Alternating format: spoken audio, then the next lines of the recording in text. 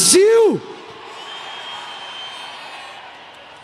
Hoje nós estamos dando um recado a muitas pessoas de que homens e mulheres com coração verde e amarelo não desistirão do nosso país. Olá, eu sou Marília, repórter digital do canal Saiu no Diário Oficial Notícias. Se inscreva e ative o sino para receber notícias diárias sobre os principais acontecimentos da política brasileira, como por exemplo, decretos presidenciais, decisões do STJ e STF e muito mais. Está gostando do conteúdo? Curta esse vídeo e fique conosco até o final.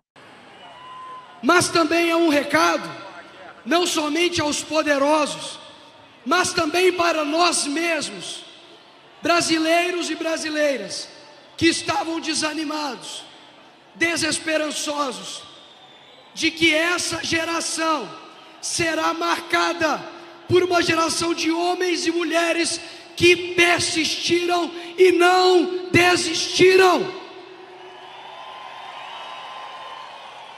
Eu gostaria de chamar o bombeiro para esse direção aqui, por gentileza. Tem uma pessoa passando mal, urgente. Aonde? Levanta a mão, por gentileza.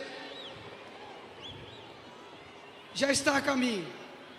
Como eu dizia, nós temos diversas pessoas nesse país que ficaram desanimadas. Mas eu quero trazer aqui duas pessoas. Moisés, ele não chegou a ver e entrar na terra prometida. Mas teve um jovem chamado Caleb que entrou. Mas se não fosse a força de Moisés, Caleb não teria entrado. Talvez nós não veremos o Brasil prometido, mas os nossos filhos, os filhos dos nossos filhos, verão um Brasil novamente verde e amarelo. Está gostando do conteúdo? Curta esse vídeo e fique conosco até o final. O nosso inimigo ficou 12 anos, persona não grata, tentando a presidência da República, e ele conseguiu depois de 12 anos. Nós não temos o direito de ter menos persistência do que o nosso inimigo.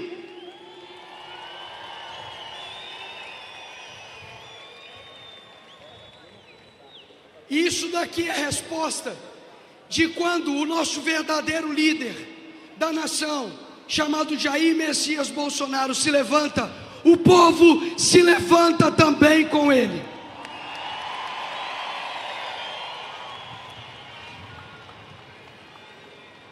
E eu gostaria de finalizar dizendo que a hora mais escura antecede o amanhecer. Talvez não hoje, talvez não amanhã, mas um dia nós veremos novamente um presidente de direita retornar à presidência da República do nosso país.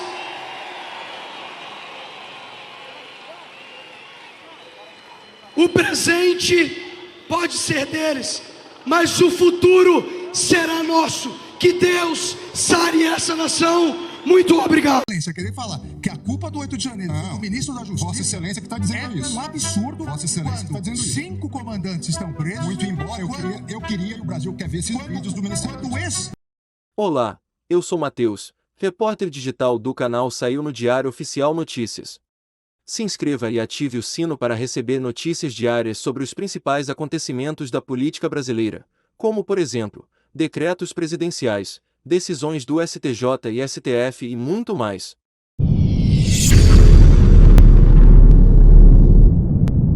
A tentativa de golpe de Estado pressupõe e traz consigo uma tentativa também de abolição do Estado Democrático de Direito.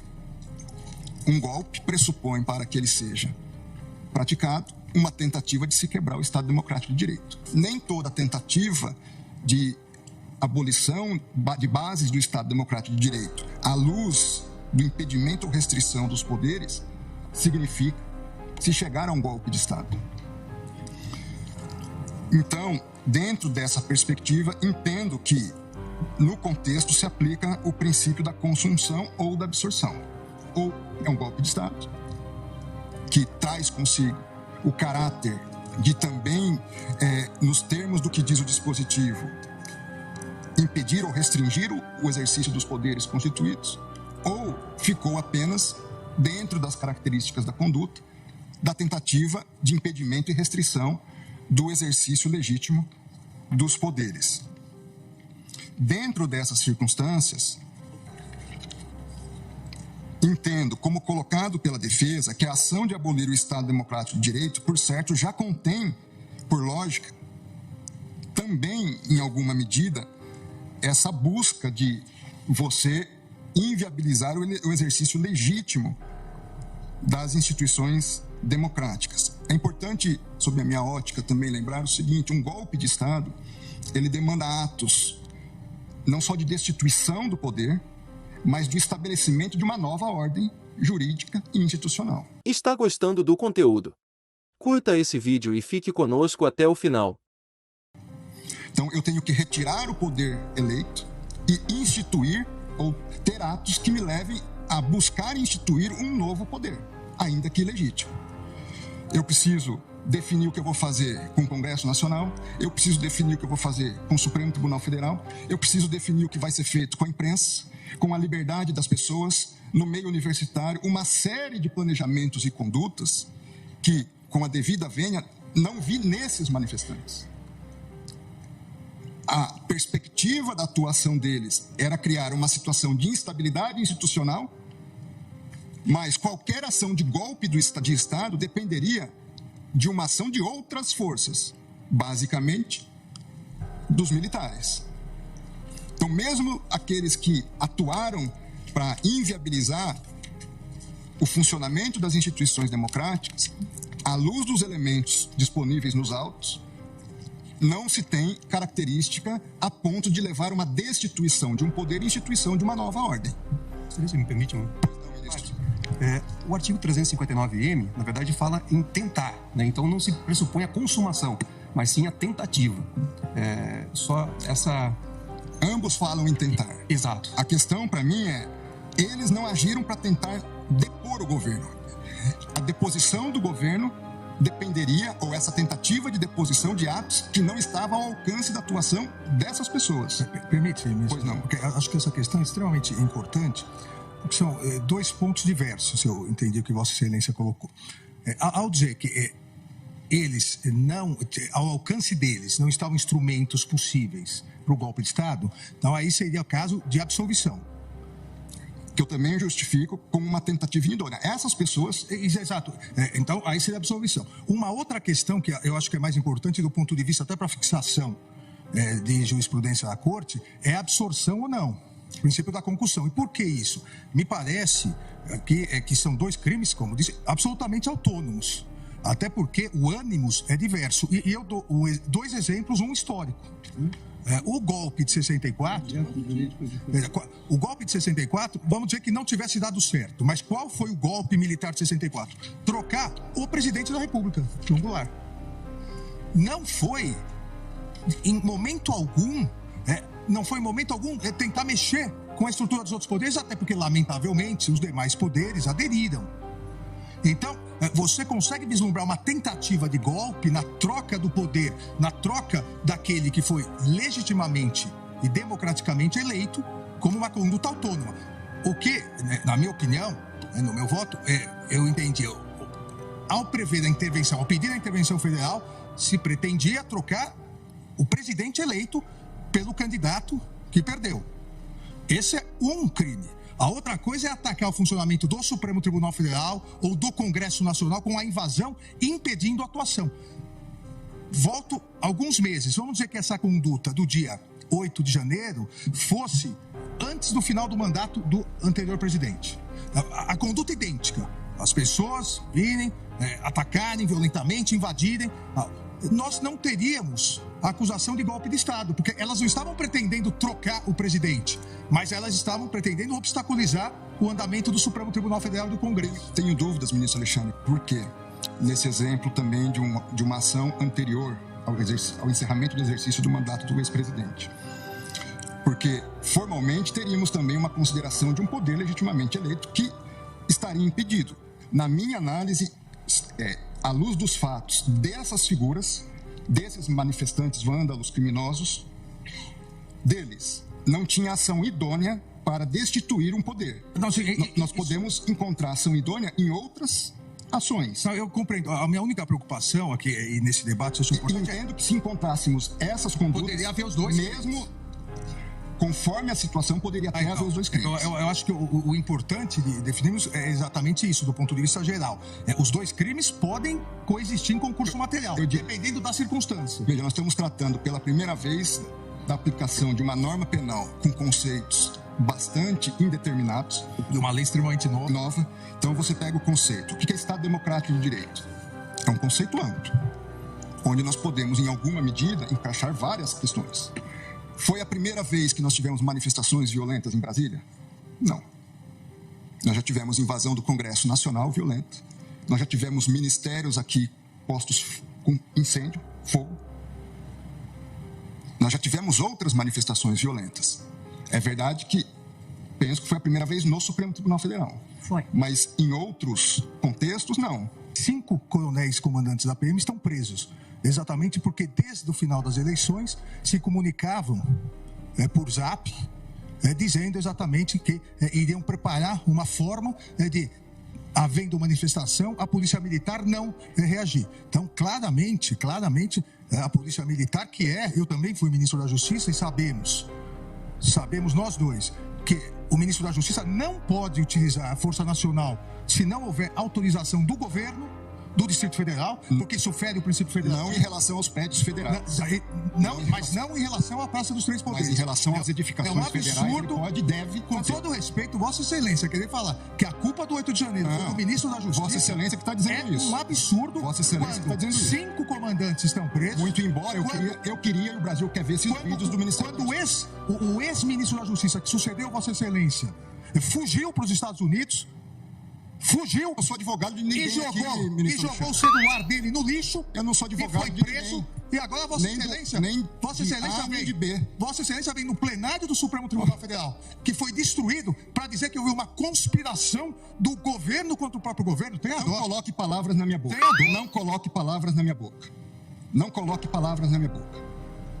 Tenha dó, Vossa Excelência. Será o fim do Uber, do iFood, de aplicativos de transporte, de aplicativos de entrega no Brasil, graças a um projeto de lei complementar que foi enviado agora ao Congresso Nacional pelo presidente Lula? Vamos falar sobre todas as consequências para o trabalhador, para as empresas e especialmente para o consumidor desse projeto de destruição dos aplicativos de entrega e de transporte individual que o Lula mandou para o Congresso Nacional e que eu já adianto para vocês, nós vamos trabalhar para barrar, nós vamos obstruir. Nós vamos trabalhar para ganhar o máximo de tempo possível para que você que me assiste, que é uma pessoa engajada politicamente, ajude a mobilizar a sociedade junto comigo, junto com o Movimento Brasil Livre, para que a gente sensibilize os deputados a barrarem esse projeto ou, no mínimo, diminuir os danos para a gente evitar que todos esses aplicativos saiam do nosso país e a gente tenha um prejuízo imenso para a nossa economia, deixando milhões de pessoas que são empregadas direta ou indiretamente por esses aplicativos desempregadas. Olá, eu sou Marcela, repórter digital do canal Saiu no Diário Oficial Notícias. Se inscreva e ative o sino para receber notícias diárias sobre os principais acontecimentos da política brasileira, como, por exemplo, decretos presidenciais, decisões do STJ e STF e muito mais.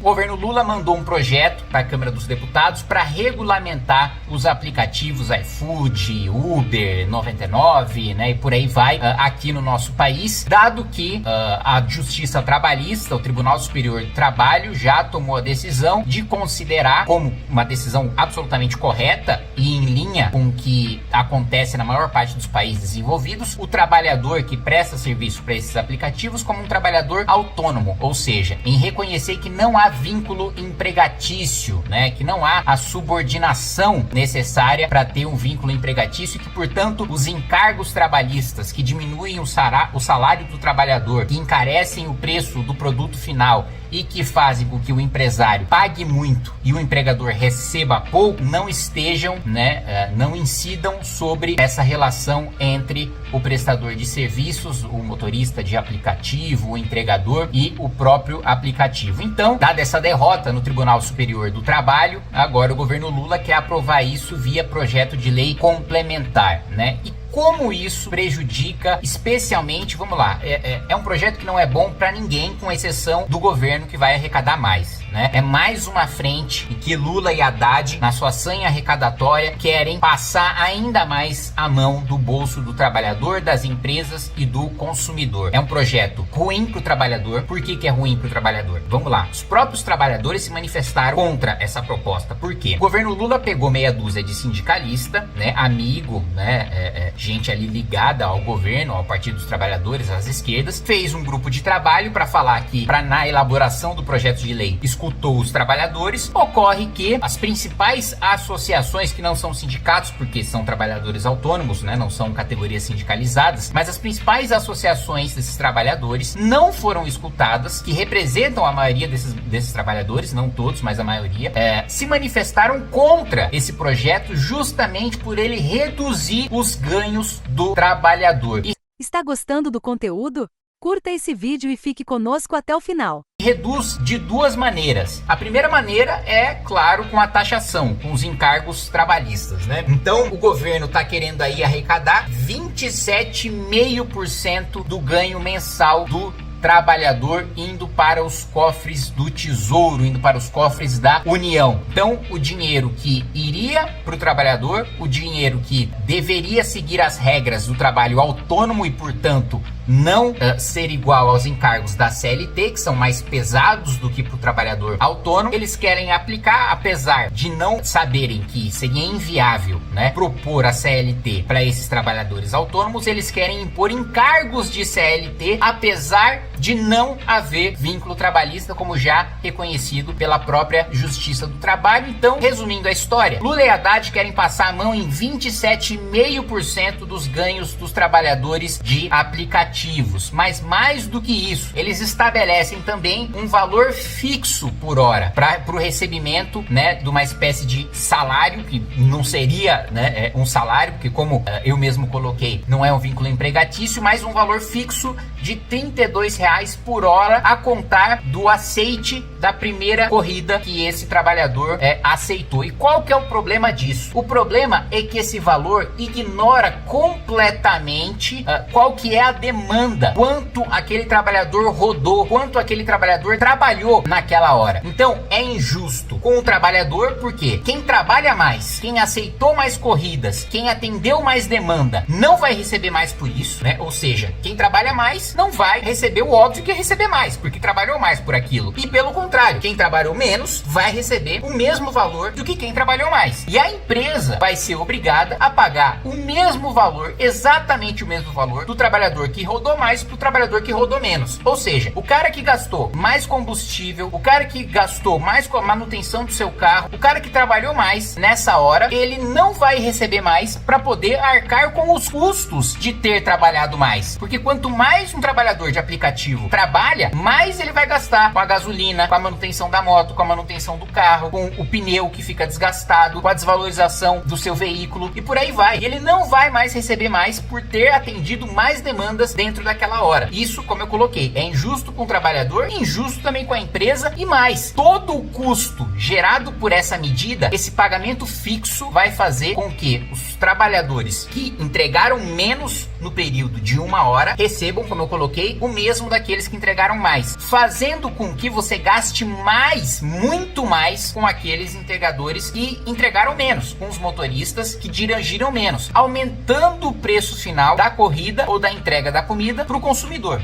Então, é ruim para a empresa, é ruim para o trabalhador e é ruim para o consumidor. O consumidor vai pagar mais, a empresa vai pagar mais e o trabalhador que trabalha mais vai receber menos. É um negócio assim, bizarro. né, assustador. Então, a Federação Brasileira de Motoristas de Aplicativos e a Associação dos Motoristas de Aplicativos de São Paulo criticaram a proposta. Ou seja, o próprio trabalhador está falando, né? Apesar do governo, as esquerdas adoram ter esse discurso, né? Eu tô protegendo o trabalhador, eu tô defendendo o seu direito, e o trabalhador tá falando, não, sai daqui, eu não quero que você me defenda coisa nenhuma, você tá estragando a minha vida, você tá fazendo eu receber menos, você tá premiando o cara que trabalha menos, você não tá pagando os meus custos de manutenção pra eu entregar mais, pra eu trabalhar mais. Não, né? Eu trabalho mais dentro do mesmo período e eu vou receber exatamente a mesma coisa que todo o resto, independentemente da lei da oferta e da demanda, ignorando completamente as desigualdades regionais, né? A demanda na cidade de São Paulo é infinitamente, né, maior do que em qualquer outra capital do país, ou numa cidade do interior de São Paulo. Vamos pegar a demanda, né, da cidade de São Paulo é muito diferente da demanda de Indaiatuba, que é uma cidade de 200 mil habitantes, e você vai remunerar da mesma maneira, como se os custos fossem os mesmos, como se o número de entregas fosse o mesmo, como se a demanda fosse a mesma, ou seja, planificando o mercado como se ele não fosse dinâmico e acabando com a oportunidade da pessoa, numa mesma hora, trabalhando mais, poder receber mais, não só para pagar os seus custos, porque quanto mais ela trabalha, mais ela gasta, mas também para ela receber mais, para poder levar mais dinheiro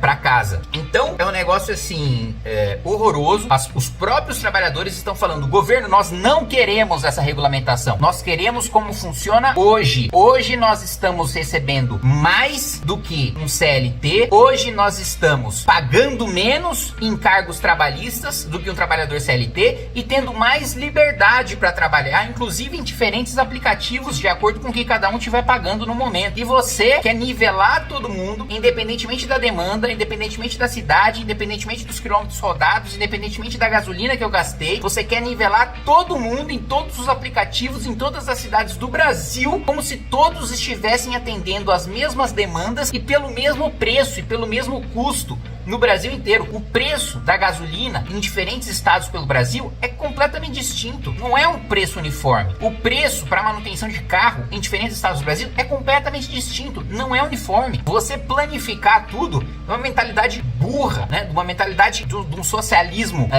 raso e imbecil que tá nivelando todo mundo por baixo e ainda, claro, atendendo aos interesses do governo, que é morder 27,5% do seu ganho, do ganho do trabalhador autônomo de aplicativos. Então, vamos trabalhar para barrar essa proposta no Congresso Nacional e eu estou contando muito com o apoio e com a ajuda de cada um. Está empavoroso com a decisão de Luiz Inácio Lula da Silva, é por isso que estou usando o tempo de liderança, de um assunto que está movimentando mais de 700 mil pessoas hoje. Olá, eu sou Marcel, repórter digital do canal Saiu no Diário Oficial Notícias. Se inscreva e ative o sino para receber notícias diárias sobre os principais acontecimentos da política brasileira, como, por exemplo, decretos presidenciais, decisões do STJ e STF e muito mais.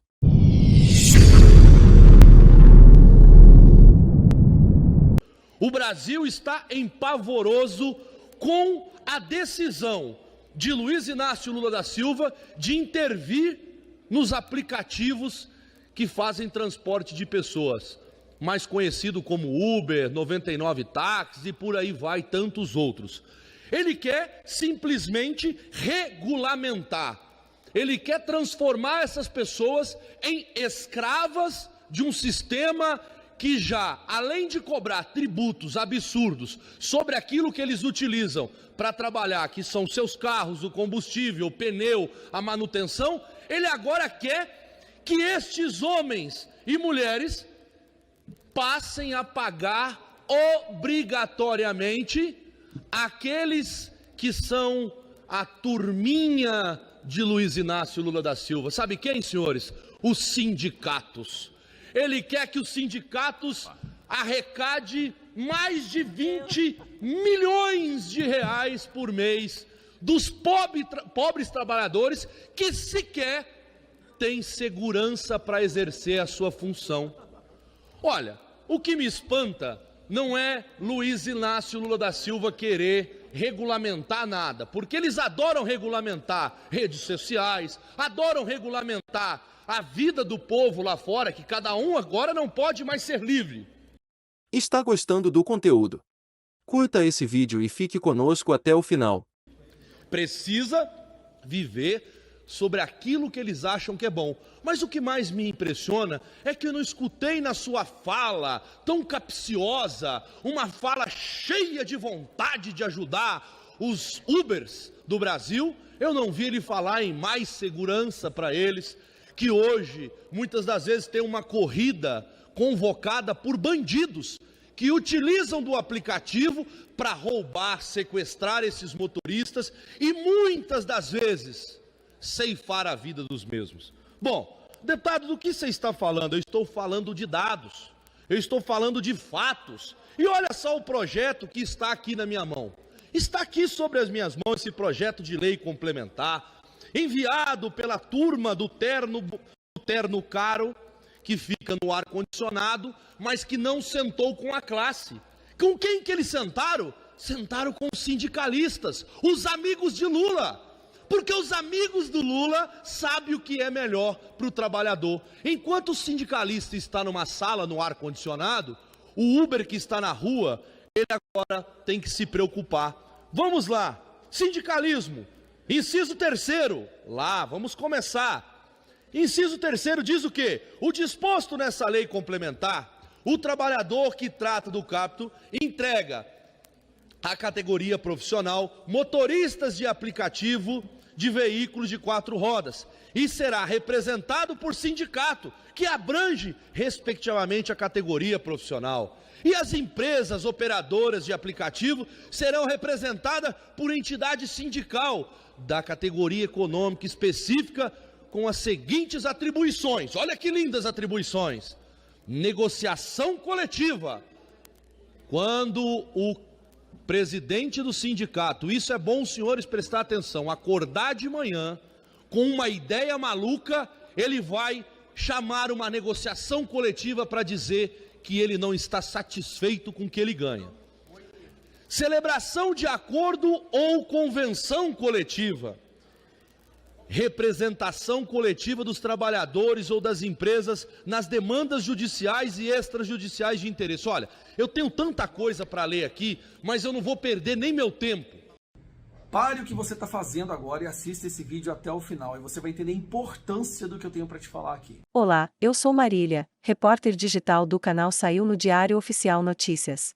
Se inscreva e ative o sino para receber notícias diárias sobre os principais acontecimentos da política brasileira, como por exemplo, decretos presidenciais, decisões do STJ e STF e muito mais.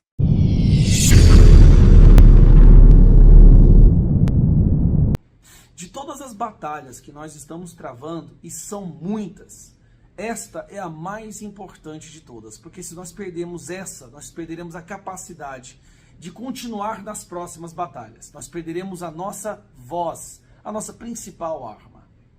Essa resolução que acabou de ser emitida pelo nosso Tribunal Superior Eleitoral, redigida pelas mãos do nosso ilustre ministro Alexandre de Moraes, a resolução 23732, que foi divulgada pela imprensa, muito superficialmente, é 1000 vezes pior do que você possa imaginar. Eu estava hoje de manhã dando uma olhada nessa resolução, são várias páginas, é uma mudança total do nosso sistema eleitoral, mas não só isso. Ela não muda apenas a parte do sistema eleitoral de campanha, ela muda toda a nossa, ela destrói a nossa liberdade de expressão nas redes sociais, ou, como a própria resolução diz, os provedores de aplicação. Se para você é importante o WhatsApp, Facebook, Instagram, eu quero que você saiba que o Brasil está prestes, e sério mesmo, prestes a perder essas ferramentas, porque a empresa Meta já está considerando abandonar o Brasil devido às aberrações que estão aqui dentro, que são inexequíveis, ou seja, impossíveis de ser executada. Lendo essa resolução, a impressão que eu tenho é que ela é uma resolução que tem justamente o objetivo de assustar, de intimidar de tal forma os provedores de aplicação que esses queiram sair do Brasil, impedindo que pessoas comuns como eu, como você, possam falar, se posicionar, lutar e defender pelo que você acredita. Então vamos dar uma olhada rapidamente. De acordo com essa resolução, ela não se limita a redes sociais. Ele fala expressamente o tempo inteiro em provedores de aplicação, que devem monitorar tudo que acontece na internet dentro dos seus provedores. Então nós temos aqui WhatsApp, só da Meta, hein? WhatsApp, Facebook e Google. Sem falar do YouTube, do TikTok, do X. Eu vou falar apenas dos responsáveis da Meta, porque eu li isso daqui e liguei para algumas pessoas que eu conheço que trabalham na Meta e perguntei como que eles vão fazer para executar isso daqui. A resposta foi: é impossível. Está gostando do conteúdo? Curta esse vídeo e fique conosco até o final. É simplesmente impossível executar isso daqui, a não ser que você queira transformar o Brasil literalmente numa ditadura, num estado policialesco que age de censura prévia. Vamos lá. De acordo com a resolução, olha o absurdo disso aqui. Tudo que você falar na internet, a partir de agora, será monitorado, até mesmo no WhatsApp. E se a empresa não deletar esse conteúdo que o Alexandre de Moraes e o TSE considerem como sendo, é absurdo, como sendo de ideologia odiosa, discurso de ódio, discurso antidemocrático, fascista, nazista, quem vai responder por isso é a empresa. Então, para a empresa poder sobreviver no Brasil, o caso a Meta, ela teria que sair apagando tudo que se refira à fala política. Absolutamente tudo. Toda opinião que você tem sobre lutar contra o aborto, contra a legalização das drogas, contra a ideologia de gênero, a favor da vida, tudo isso será considerado discurso de ódio e deverá ser deletado, assim como a sua conta deverá ser deletada. Mas o pior é a questão de monitorar as conversas do WhatsApp e apagar contas, perfis e conteúdos que possam vir a ser considerado como algo que o Alexandre de Moraes não queira que seja falado. Mas vamos lá. Fala aqui também que as provedoras de aplicações deverão cuidar da função social das redes sociais, dos seus aplicativos. Função social? Eles querem entender o que é a função social. E sem falar que serão responsáveis solidariamente, ou seja, se alguém falar uma besteira na internet e a Meta não apagar imediatamente, eles responderão processo. Só que se eles apagarem esse conteúdo, eles também responderão processo pelo autor do conteúdo. Serão milhares de processos todos os meses para essa empresa, ou seja, eles vão ter que ir embora do Brasil. Eles já estão falando, considerando a possibilidade de realmente não dá para ficar. Sabe por quê? Em nenhum outro país do mundo isso aqui sequer chegou a ser considerado. Nem em ditaduras, nem mesmo em ditaduras, essa abominação, essa resolução que atropelou o Congresso brasileiro foi considerada. Porque ela viola direitos humanos, ela viola direito à liberdade de expressão, ela viola até mesmo a privacidade dos indivíduos da nação. Mas vamos lá. O que é Alexandre de Moraes e o que o TSE quer agora? Primeiro, ninguém vai poder reclamar de político, ninguém vai poder falar nada que possa ser prejudicial a qualquer figura pública, senão poderá ter o canal deletado. Qualquer decisão que o TSE tomar em relação a um conteúdo, todos os outros juízes do Brasil serão obrigados a tomar a mesma decisão. Ou seja, os juízes serão apenas uns replicadores de decisão. Eles não vão ter juízo sobre o que está sendo julgado. Eles serão apenas os carimbadores, porque eles terão que replicar exatamente a decisão do TSE, ou no caso da Carmen Lúcia ou do Alexandre de Moraes. Todos os juízes terão que fazer isso, ou sofrerão punição. Tudo sobre políticos e política deverá ser censurado. Por exemplo, se você falar, porque poderá ser considerado um discurso antidemocrático, um discurso de ódio, ideologias de ódio, que ninguém sabe o que é isso, extremamente subjetivo. Então, se você falar qualquer coisa em defesa da inocência das crianças contra a ideologia de gênero, em defesa da vida contra o aborto, em defesa da sociedade sadia contra a legalização das drogas, ou até mesmo se você falar contra essa resolução, você poderá ter seu conteúdo derrubado. Não só isso, você poderá ser banido das redes sociais. Ah, Gustavo, mas é só no período eleitoral. Pois eu vou te mostrar algo interessante que está nessa resolução, que a imprensa mentiu, tá? Tá aqui, ó. As ordens judiciais de remoção de conteúdos da internet terão seus efeitos mantidos mesmo após o período eleitoral, salvo se houver decisão judicial deles, né? Tudo que for derrubado durante o período eleitoral ficará derrubado para sempre. Conteúdos e, obviamente, pela interpretação dele, também os perfis. Gente, isso aqui é simplesmente impossível de manter. Olha o que deve ser proibido. Ó. A empresa, né, os provedores de aplicação deverão apagar, deletar imediatamente, olha isso aqui, A divulgação ou compartilhamento de fatos notoriamente inverídicos e gravemente descontextualizados. Extremamente subjetivo. Então, para a empresa se proteger, elas vão simplesmente não deixar que nada possa ser divulgado. Grave ameaça direta ou imediata de violência ou incitação à violência contra a integridade física de membros e servidores da Justiça Eleitoral, ou seja, tem que proteger eles, né? E Ministério Público Eleitoral, ou contra infraestrutura física do Poder Judiciário para restringir ou impedir o exercício. Criticar o TSE agora virou ato antidemocrático.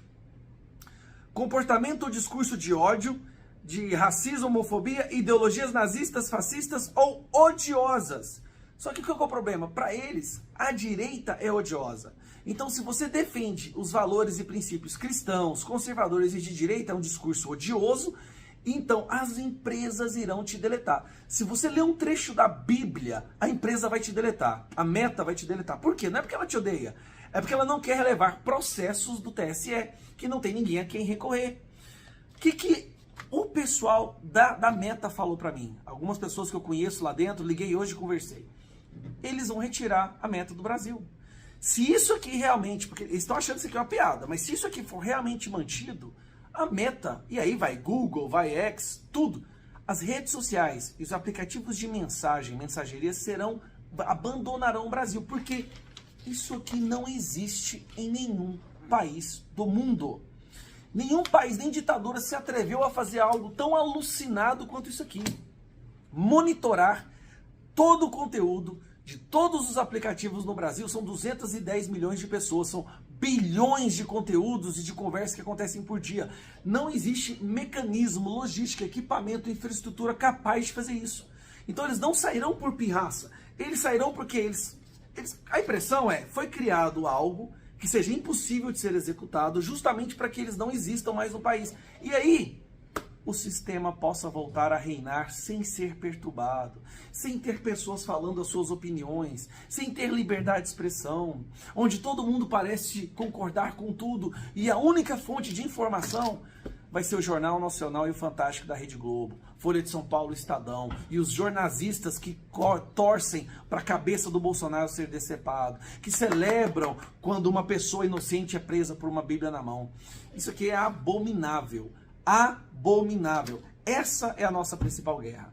Se isso aqui não for anulado, nós vamos perder a possibilidade de comunicar. Antes, nós não tínhamos. Agora que nós aprendemos a usar a possibilidade de nos comunicar, eles querem retirar isso de nós, porque isso para eles é antidemocrático. Compartilhe esse vídeo. Que bom que você ficou aqui até o final.